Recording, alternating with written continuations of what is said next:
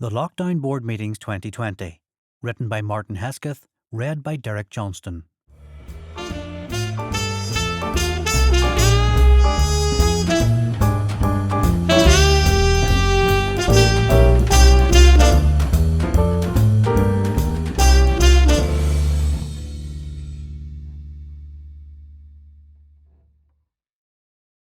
"22. Her indoors favours Horny Frank.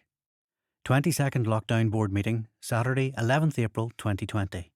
In attendance, me, Chair, Spud II, Head of Cat Department, Spencer, Head of Bigger Dog Department, Ada, Head of Smaller Dog Department, Horny Frank, Head of Horny Rabbit Department, Beardy, Head of Not So Horny Rabbit Department. Apologies, none. Call to order 0600 hours. 1. There were sufficient members for a quorum. 2. Minutes of previous meeting approved. 3. Business from last meeting. Some of our stakeholders mentioned the fact that Spud is listed in the attendance section as Spud II, yet during the business update section he is listed as Spud. The discrepancy seems to create two issues with our stakeholders. 1. Inconsistency, which shouts out complacency on the part of the scribe and messes with our stakeholders' OCD. 2. Reuse of the name Spud. Was there a Spud 1? Instead of coming up with a new name, the old name was sufficient. The Chair met with Spud II offline and discussed this issue in detail. As a result, Spud II has made the following announcement. I had no say in the choosing of my name whatsoever.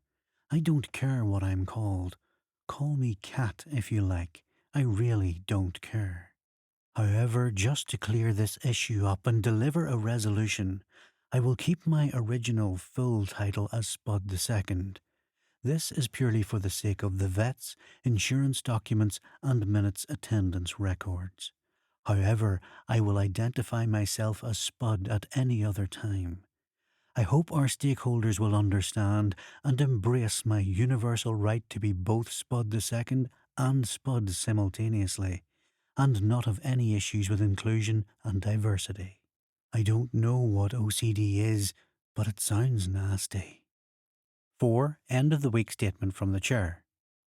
We have been in lockdown now for 3 weeks.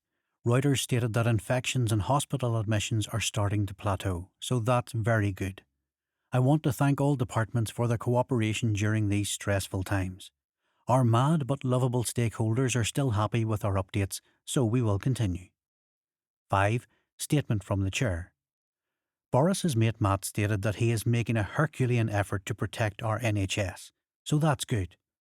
Boris's mate Pretty stated that we are taking the right steps at the right moment in time, so that's good too. They are working day and night to get the resources needed, so that's great. 6. Best Performer. The performance poll has ended for this week, and Ada is the best performer, and the Chair has given her a special toy. She had a few dodgy moments during the week, but our very wise stakeholders pick her as the best. 7. Business updates. 7.1. Ada. Ada stated that she was thrilled that she's the best and is also delighted with her new toy. Spencer said well done and asked her what the toy was. Ada stated that it was a wee black plastic thing the Chair bought her. What did it do? Asked Spencer. It didn't do anything, replied Ada. The Chair just throws it, she chases after it and chews it. It's just fantastic. Ada also stated that she's been back out on Black Ops in the railway verge area and had a brush past with Karen the Sheep, our agent in place. Karen the Sheep stated that there is a new pole in the railway verge area that wasn't there before for the sole purpose in controlling us.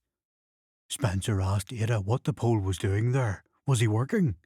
Ada stated the pole wasn't a he, it was a thing. A big long thing stuck in the ground. So, it's a big long thing stuck in the ground to control sheep? Apparently so, replied Ada. 7.2. Beardy. Beardy stated that yesterday was a bit odd.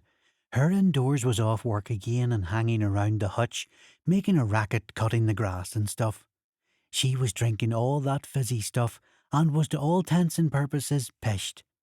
Then, when it was his and Horny Frank's time for quality time indoors, her indoors just took Horny Frank and left Beardy all on his own. What was that all about? on our special Rabbit Festival weekend too? Horny Frank said that he was surprised also, and he didn't go indoors anyway. He was outdoors with her indoors at the chair's crispy dry table. The chair wasn't there, just her indoors. She said that Horny Frank was her favourite and the cutest, and that he was the only one that understood her. The cuddles he got was unreal. And to be honest, said Horny Frank, he understood diddly squat. The chair stated that her indoors had been very busy during these stressful times, and when she gets some time off, she likes to play with her favourite rabbit. Beardy asked if the chair had a favourite rabbit. Don't be ridiculous, replied the chair.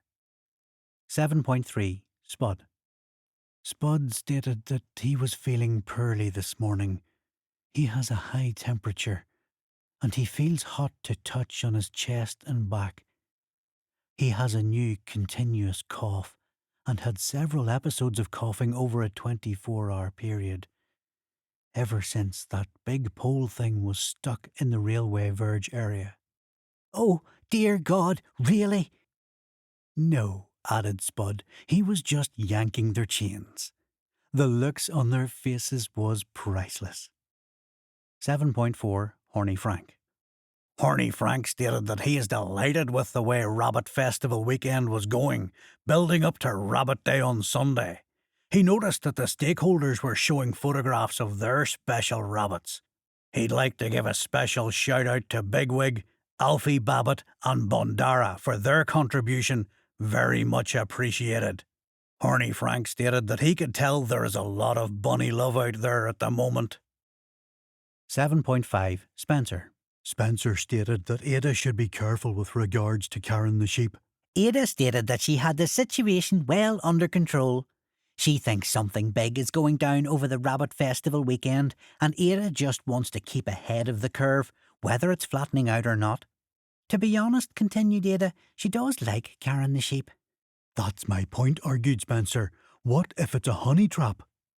How is that even possible, argued Ada. She's a munter. 8. Other business, none.